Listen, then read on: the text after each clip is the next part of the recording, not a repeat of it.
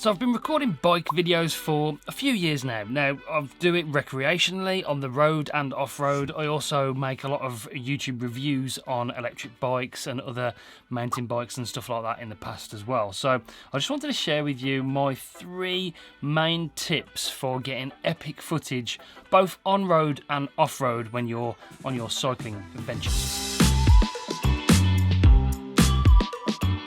My first tip is how to get that third-person invisible camera kind of look when you're on the road or even on like towpaths or canal paths or something like that. There's only one camera that I use for those kind of shots, and that is the Insta360 X3. Now, this camera is probably the most complete all-round action camera that I recommend to everybody when they ask me what camera should I buy. This is a camera I'd go for. Recording 360 footage is no longer complicated, it's no longer intimidating. Their app is really phenomenal, and with the most recent update you can edit on your phone, put it into the computer and edit it further and export it in a higher quality from the computer whilst keeping the keyframes you put on the app. It's a really good update. I'll link the video up above that I've just done on it. Out front shots. Now, I recommend this camera mainly for road and for sort of trail riding, not sort of real hardcore off-road riding, because there's a couple of mounts that I fully recommend. The one is their out front mount, which fits onto the front handlebars, and then you put this carbon fibre rod on the screw thread on the front. Then the camera goes on like so, and then it's out front like that, and you get this really cool third person look. And I'm going to show you how to get really great audio with this kind of setup as well. It's really simple. Okay, so that is the first mount. Now the second mount is very similar, again from Insta360. These mounts are extremely well made. The bolting on system is extremely sturdy, and I've been really impressed with them. Using the same camera, you can mount this camera so it's like a rear view, and that is the second shot that I do. I would, again, not recommend this for really bumpy terrain. It's more like of a road thing or a canal or towpath kind of look, because if it bumps around too much, these selfie sticks, especially when they are extended fully out, can bounce around a little bit, and you've got the danger of maybe this snapping off. It has happened to me in the past when I've gone over tree roots, so yeah, be careful. On road, those are my 2 go-to looks. I really like the out front look, which is like that third person invisible selfie stick look, and then the same for the rear as well. You can get some really great and unique shots with those 2 mounts from Insta360. By the way, I'll link everything that you need in the description down below for grabbing any of these products and the mounts that go with this as well. They are phenomenal. I really do fully recommend them. When the camera's out quite a way in front of you, especially if you've got the selfie stick extended, the audio isn't going to be the best. Now, to get great audio with your footage, I fully recommend you picking up the Alanzi PT20 cold shoe mount that works with the Rode Wireless Go 2 system.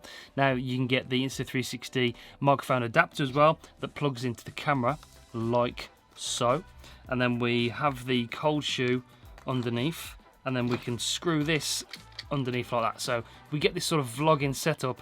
Now, because it's all in line with the camera for 360 footage, it's still going to be invisible, so you're not going to see this in the shot either. But then I have the receiver in my pocket with a wind muff, and you get really great audio. This is an example of what it sounds like from a previous video I've done. One is the torque sensor.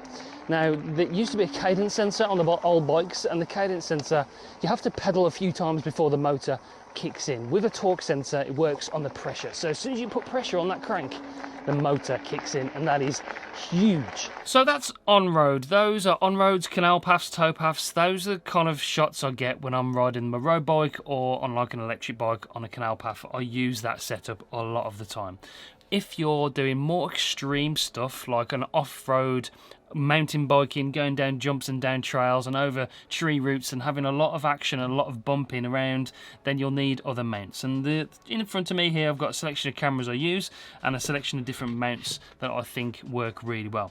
Now, I don't like the chest mounts. I don't like wearing a chest mount. It doesn't feel very comfortable. You feel a little bit restricted, especially if you're going around the trails and up and down jumps and stuff. But this is the mount that I fully recommend. This is the TELESIN neck mount, and it just works phenomenally well. It just clips onto your neck like so, and then you can have the camera and get that sort of POV look that you'd typically see on those Red Bull videos for mountain biking. This doesn't move around a lot either. It's quite tight, and you can sort of because it's moldable, you can tighten it around your neck so it doesn't move anymore. It's a really good quality product. When it comes to GoPro mounts, Insta360 mounts, stuff that you can buy third-party wise, this is top of the list because it comes in useful in so many different scenarios. For off-road, I would fully recommend using the GoPro. The stabilization is amazing, it's rugged, it does have the best image quality over the Insta360 cameras, there's no doubt about that. But when it comes to doing other things, I always pick up the X3. When it comes to more rugged and more, if I want the best video quality, I pick up the GoPro. It is as simple as that. A lot of people ask me that question. I still get the bugging out, the freezing things, but you know, that's something that comes part and parcel with owning a GoPro. Hopefully they'll sort that out in one of the updates some point in the future. Other cameras I use are the Insta360 One RS. It's still a great camera.